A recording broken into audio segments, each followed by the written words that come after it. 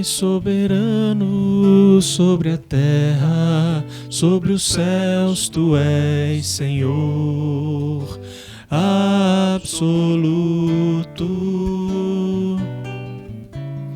Tudo que existe acontece, tu sabes muito bem, tu és tremendo. Tu és soberano sobre a terra, sobre os céus tu és Senhor absoluto. Tudo que existe acontece, tu sabes muito bem, tu és tremendo. E apesar dessa glória que tens, tu te importas comigo também.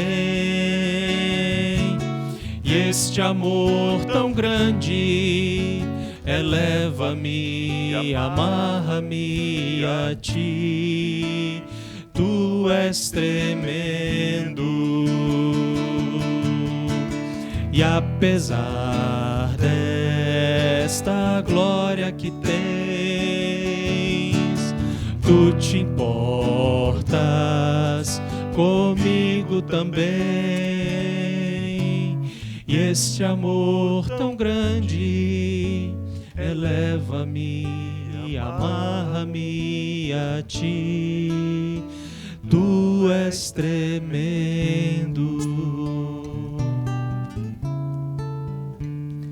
Ô povo amado de Deus, que a graça, a paz do nosso amado e maravilhoso Salvador, Jesus Cristo, sejam abundantes sobre a nossa vida nessa manhã.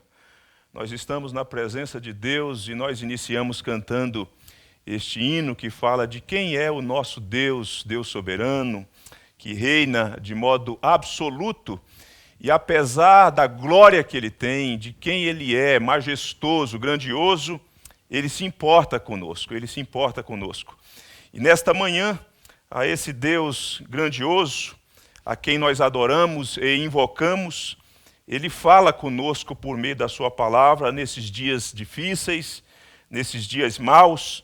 E eu quero, nesta manhã, partilhar com você a palavra de Deus que se encontra na segunda carta do apóstolo Paulo aos Tessalonicenses, no capítulo 3, versículo de número 16. O tema que eu quero compartilhar com vocês nessa manhã é um grito da alma da maioria de nós. Estou precisando de paz, estou precisando de paz e Deus tem paz para nos dar. E eu quero repartir com vocês então esse texto que diz assim: ora, o Senhor da paz, Ele mesmo vos dê continuamente a paz. Em todas as circunstâncias, o Senhor seja com todos vós, diz a palavra do Senhor nosso Deus. Estou precisando de paz. Irmãos, a humanidade, ela experimenta um momento dificílimo. Eu estou certo, estou convencido de que o coração do povo, não só no Brasil, mas no mundo, está assaltado pelo medo. O medo tem tomado conta de muitas pessoas, de muitas famílias, e a sociedade contemporânea, portanto, enfrenta esse tempo difícil.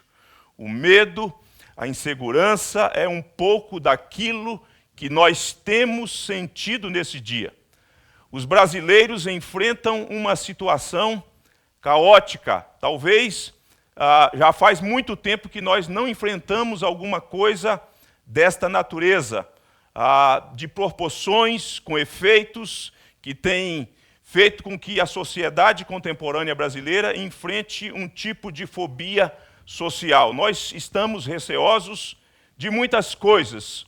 O pânico, portanto, que nós experimentamos, de certo modo, em alguma medida, ele tem uma relação com aquilo que é real. É real. Aquilo que a gente experimenta tem efeitos e são oriundos daquilo que é real, que é comprovado, de certo modo.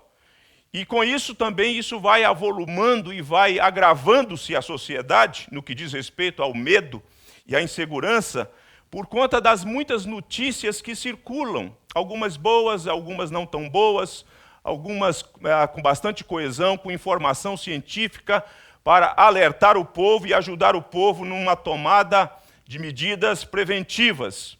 Mas, quer elas sejam boas, quer elas sejam verdadeiras, elas acabam gerando ou por gerar uma instabilidade emocional na pessoa. A chegada do Covid-19, conhecido popularmente como coronavírus, tem gerado no Brasil e no mundo uma instabilidade no coração do povo, uma instabilidade emocional.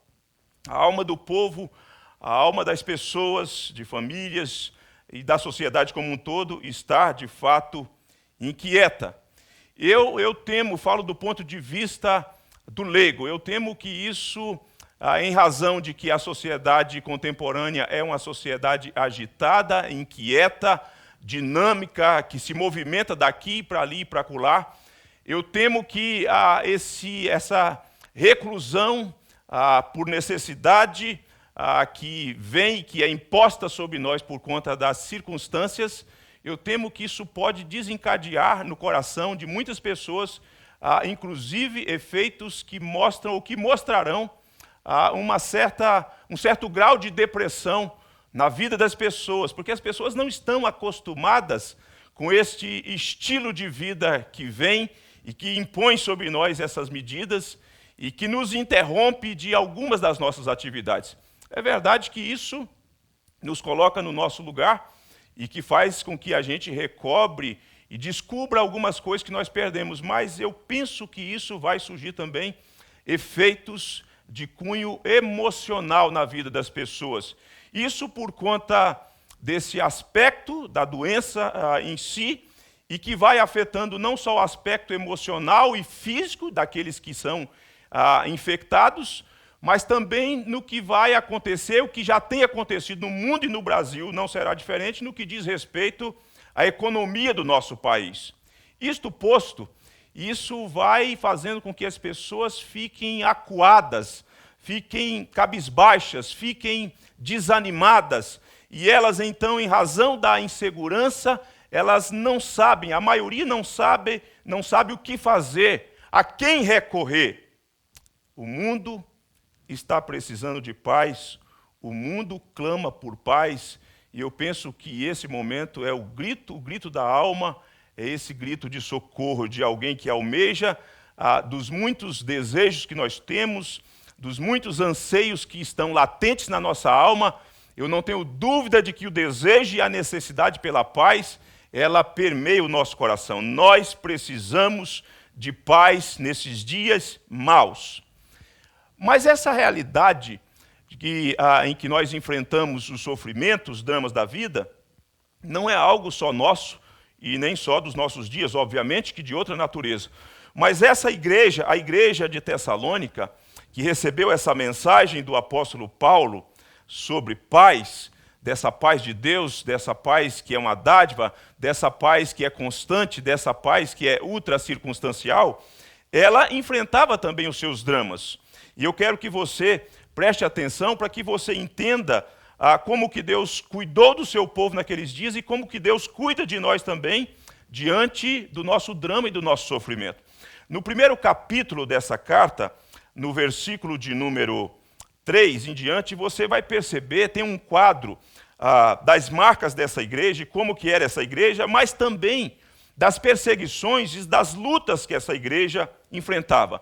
Eu digo isso e pontuo isso para que você entenda o porquê Paulo está fechando, portanto, essa carta com essa mensagem de paz, desse desejo pastoral, dessa evocação pastoral para a vida daquela igreja. Ele diz assim a partir do versículo 3: Irmãos, cumpre-nos dar sempre graças a Deus no tocante a vós outros, como é justo, pois a vossa fé cresce sobremaneira, e o vosso mútuo amor de uns para com os outros vai aumentando, a tal ponto de nós mesmos nos gloriarmos de vós nas igrejas de Deus, à vista da vossa constância e fé, e agora preste atenção, em todas em todas as vossas perseguições e nas tribulações que suportais.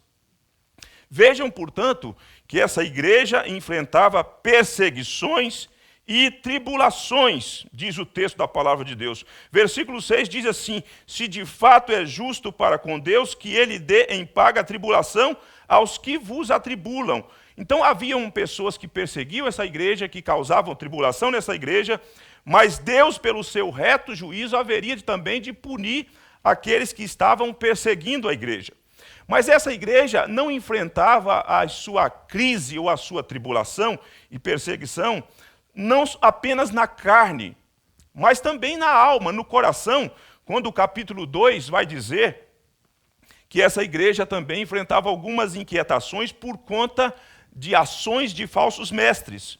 O versículo 2, ou o capítulo 2 do versículo 1 e 2 diz assim: irmãos, no que diz respeito à vinda de nosso Senhor Jesus Cristo e à nossa reunião com Ele, nós vos exortamos a que não vos demovais da vossa mente com facilidade, nem vos perturbeis, quer por espírito, quer por palavra, quer por epístola, como se procedesse de nós, supondo tenha chegado o dia do Senhor. Então veja só, essa igreja enfrentava a tribulação, perseguição, e tinha a influência de alguns falsos mestres que diziam, no seio daquela igreja, que o Senhor Jesus já tinha voltado e aqueles cristãos tinham ficado. Então veja só, aí Paulo escreve e diz: não perturbeis, irmãos, nem por espírito, nem por epístola, como se procedesse de nós. Então, a falsa mensagem também causava tribulação na alma daqueles cristãos. No capítulo 3, aí o apóstolo Paulo, já pedindo por ele também, em razão da pregação, e por conta de homens maus e perversos, versículo 1 a 2, quando chega no 3, ele fala também do tentador, do maligno, na certeza que Deus haveria de guardar aquela igreja. Ele diz assim: todavia, o Senhor é fiel, e ele vos confirmará e guardará do maligno. Obviamente que a nossa crise, a crise que nós enfrentamos hoje, é de outra natureza. Mas, inegavelmente, você há de concordar comigo que nós sofremos, e pessoas próximas de nós, no contexto da sociedade, sofrem na carne. Mas pessoas também sofrem na alma por conta da insegurança e por conta do medo. E eu penso então que esta carta, esta palavra de Deus nessa manhã, ela traz alento para o nosso coração. Agora, nós precisamos entender que a paz da qual nós precisamos e que pode trazer sossego para a nossa alma, que é ensinada pela palavra de Deus, que tem na palavra de Deus como uma dádiva de Deus, ela é totalmente diferente da definição do dicionário Aurélio. Porque o dicionário vai dizer, e às vezes a gente pode ter um equívoco nesse sentido, vai dizer que a paz é ausência de tribulação, é ausência de guerra. À luz da Bíblia, a paz não é ausência de guerra, de tribulação, de situações desconfortáveis que chegam para a nossa vida e para a nossa família. Não, não é isso. Várias pessoas enfrentaram tribulações, como foi a igreja de Tessalonicenses. Tribulações terríveis. E a paz da qual o apóstolo Paulo fala e se dirige àquela igreja é de outra natureza. É diferente daquela que o dicionário define. Eles estavam necessitando de paz, e Paulo estava certo que o Senhor da paz haveria de conceder paz e assistir aqueles irmãos com paz. E eu lhe pergunto nessa manhã: você está precisando de paz? Como está a sua alma nesses dias? Você que está recluso, você que está sem sair de casa, você que fez as suas compras, que acabou enchendo seus armários preventivamente, prudentemente, mas e o seu coração? Mesmo você tendo tomado essas medidas, mesmo você seguindo as orientações dos nossos governantes, dos nossos líderes políticos, do pessoal da área da saúde, mas como é que está o seu coração? Você está na sua casa, você está com a sua família, você certamente tem falado com Deus, mas como anda o seu coração? Você está precisando de paz? O Senhor tem paz para te conceder. O Senhor pode te visitar com paz nessa manhã. Você precisa de paz? A paz de Deus é uma dádiva. Deus nos dá graciosamente a sua paz. Nesse texto que nós lemos, capítulo 3, versículo 16, eu quero destacar aqui 4 verdades sobre a paz. Eu quero que você fique atento, eu quero que você absorva, eu quero que você acolha essas verdades. E a primeira verdade é: a paz é uma dádiva divina. Veja você que o texto diz assim: ora, o Senhor dá paz. O que nós aprendemos aqui, neste primeiro momento, com esta expressão que nós temos, o Senhor da paz, é que a paz ela é de natureza divina. Ela procede de Deus, ela procede do ser de Deus, ela procede do coração de Deus. Ela não tem origem na terra, ela não tem origem aqui onde nós estamos, ela vem de cima, ela vem dos céus. O Senhor da paz, diz o texto, meu amado irmão, a paz que você precisa, a paz que você necessita, a paz que você almeja, que pode aquietar o seu coração e a sua alma, ela é de procedência divina, ela é uma dádiva de Deus, e o Senhor pode nos conceder a sua paz nos dias maus em que nós vivemos, em que nós somos assaltados pela insegurança e pelo medo. Nós precisamos ser recordados que a paz é uma dádiva divina. O Senhor da paz. Eu sei que em momentos como esses, em que nós estamos vivendo, as pessoas às vezes tomam, se apropriam de drogas lícitas, drogas ilícitas, numa tentativa de receber ou de experimentar paz. Mas estes mecanismos não podem dar a paz que nós necessitamos, porque a paz que nós necessitamos, mediante circunstâncias difíceis, procede de Deus, tem a sua fonte em Deus, tem a sua origem em Deus, ela é de caráter celestial. O Senhor da paz, a paz é uma dádiva divina, entenda isso, compreenda isso. Partilhe isso com aqueles que estão precisando de paz e alimente o seu coração com esta verdade nessa manhã. A segunda verdade que nós extraímos desse texto é que a paz é uma dádiva imerecida. Diz aí o texto: ora, o Senhor da paz, Ele mesmo vos dê. Ele mesmo vos dê.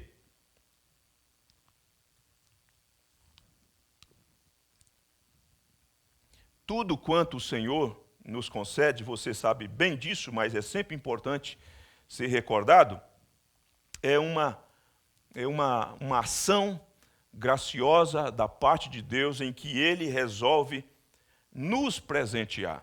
A paz de Deus, ela não é merecida, a paz de Deus, ela não pode ser conquistada pelo nosso esforço, a paz de Deus não pode ser recebida por conta das nossas obras, não pode ser recebida numa forma de barganha em razão das minhas virtudes, em razão do que eu faço ou daquilo que eu deixo de fazer. A paz de Deus é uma dádiva.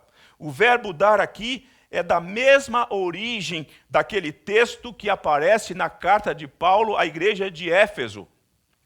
Quando ele está falando de que a salvação é pela graça sois salvos mediante a fé, isso não vem de vós, é dom de Deus, é esta mesma relação, é desta mesma origem, é desta mesma raiz, da mesma palavra.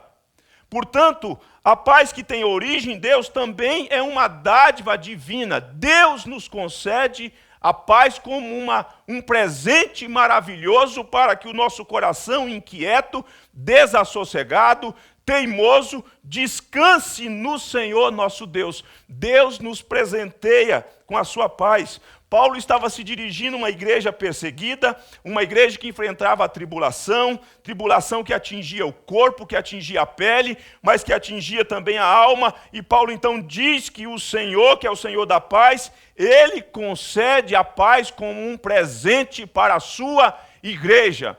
o Senhor pode te visitar nessa manhã e aquietar o seu coração, e envolver o seu coração com esta dádiva maravilhosa, com essa dádiva preciosa, que não é merecida, não é conquistada, não pode ser comprada. Deus nos concede graciosamente a sua paz. Que Deus te dê paz nessa manhã, que Deus envolva a sua mente e o seu coração com a paz que excede todo entendimento, meu irmão, em o nome de Jesus.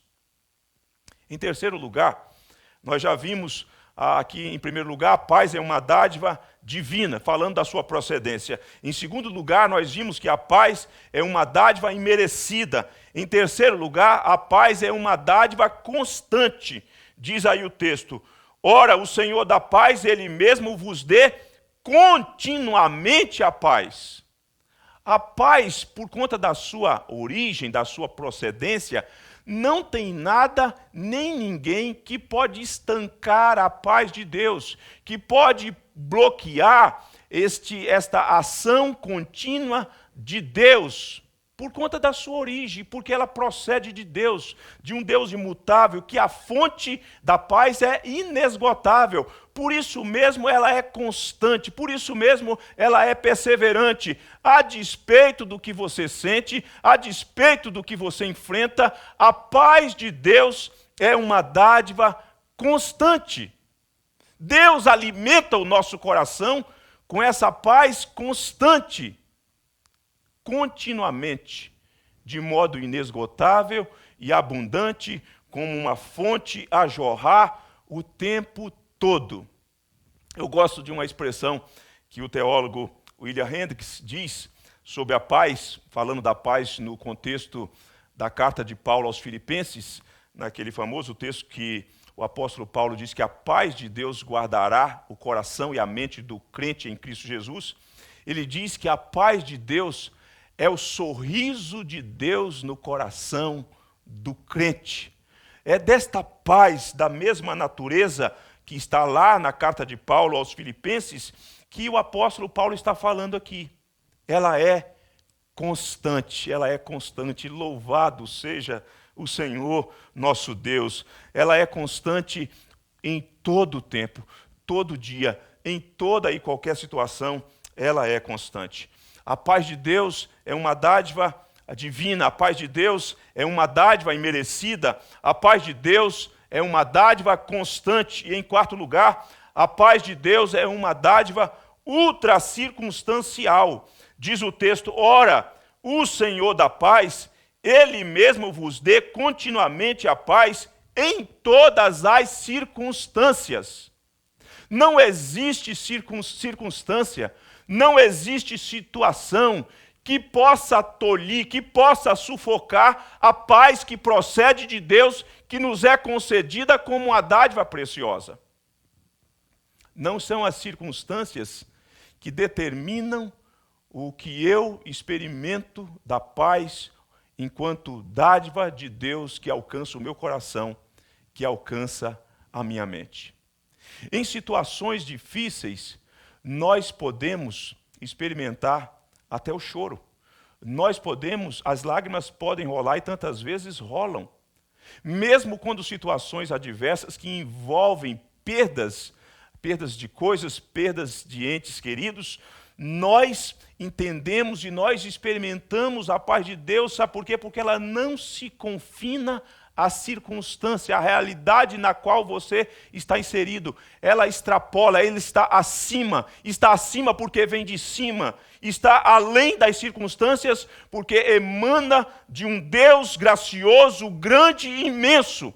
A paz de Deus, ela é ultra circunstancial. Não é o surgimento do coronavírus que vai impedir você de experimentar a paz de Deus nesses dias difíceis, nesses dias quando o medo chega no coração das pessoas, quando então a circunstância gera insegurança nas pessoas, gera inquietação, gera ansiedade, desestabilidade emocional. Deus nos concede uma paz que é ultra circunstancial. Deus visita você aonde você está nessa manhã, na sua casa, no seu quarto, na sala da sua casa, na cozinha da sua casa. Não importa quais sejam as situações, a paz de Deus vai muito além das situações. Eu tenho experimentado essa paz. Nos dias em que já experimentei sofrimento na minha vida, eu pude experimentar e tenho experimentado de modo constante essa paz de Deus. A igreja de Tessalônica estava experimentando essa paz de Deus e ela estava recebendo essa palavra pastoral para que a igreja pudesse avançar no seu propósito de cumprir a sua missão, mesmo em situações difíceis. Essa paz vem para aquietar o seu coração e vem para fazer com que você entenda o propósito da sua existência, em que Deus cuida de você, em que Deus se importa com você, em que Deus está interessado na sua vida. E Ele, então, dispensa cuidado à sua vida e à sua família nessa manhã. Deus está cuidando de nós. Deus nos está concedendo a sua paz maravilhosa. A paz de Deus é uma dádiva divina. A paz de Deus é uma dádiva imerecida. A paz de Deus é uma dádiva constante. A paz de Deus é uma dádiva ultracircunstancial. Eu sei, e você sabe, talvez, em alguma medida, você experimenta isso. O medo tem tomado conta das nossas cidades, da sociedade contemporânea. As famílias estão amedrontadas e inseguras, eu sei disso.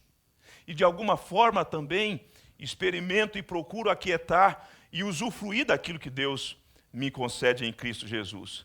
A maioria de nós, irmãos, não nos sentimos tranquilos para fazer um passeio e nem é prudente nesse momento pelas ruas da nossa cidade. Falta paz.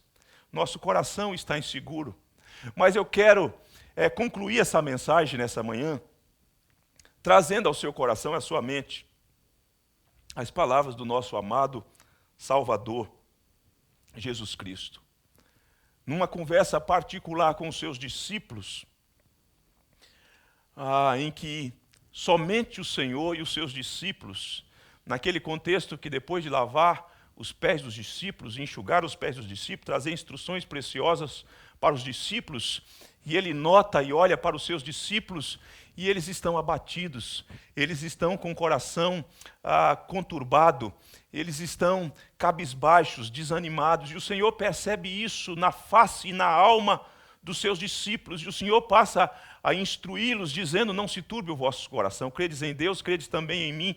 Na casa de meu Pai há muitas moradas, se não fosse assim, eu não vos teria dito, eu vou preparar lugar. E quando eu preparar lugar, voltarei e vos recebereis, para que onde eu estou, estejais vós também. E o Senhor Jesus passa a dirigir-se àqueles discípulos numa conversa íntima e particular, e cuidando do coração dos seus discípulos. E quando ele avança para concluir o capítulo 14, falando de morada, falando da vinda do outro Consolador, que haveria de assisti-los, que eles não ficariam sozinhos, que eles não seriam deixados órfãos no mundo em que eles haveriam de enfrentar sofrimento e perseguição e lutas terríveis. O Senhor Jesus falou sobre a paz com eles. O Senhor Jesus fala com você nessa manhã sobre a paz. Ele disse: deixo-vos a paz. A minha paz vos dou, não vos-la dou como dá o mundo. Não se turbe o vosso coração, nem se atemorize, disse o Senhor Jesus. O que o Senhor Jesus está ensinando aqui, e que você precisa se lembrar, e é isso, e é nessa mesma linha que Paulo estava se dirigindo àquela igreja, é que a paz é uma dádiva prometida pelo Senhor. Deixo-vos a paz, uma paz singular, não é uma paz entre muitas pazes, é a paz, a minha paz, disse o Senhor Jesus. Ela é uma dádiva prometida, é uma bênção doada, disse o Senhor. A minha paz eu vos dou, disse o Senhor Jesus. É uma bênção comparada, não como a do mundo. É infinitamente superior por conta da sua origem, como nós vimos, E é uma bênção aplicada. É uma bênção aplicada em o nosso coração. Portanto, meu amado irmão, a paz do Senhor é uma dádiva preciosa com a qual Ele nos presenteia nessa manhã. Ela vem de cima, ela é imerecida, ela é constante e ela é ultra circunstancial. E eu quero finalizar esse momento cantando um hino sobre a paz. Eu quero cantar esta belíssima canção com você. Estou aqui assistido pelo Neto, pelo Sérgio, pelo Lucas. E nós vamos finalizar cantando esta maravilhosa verdade sobre a paz nesse momento.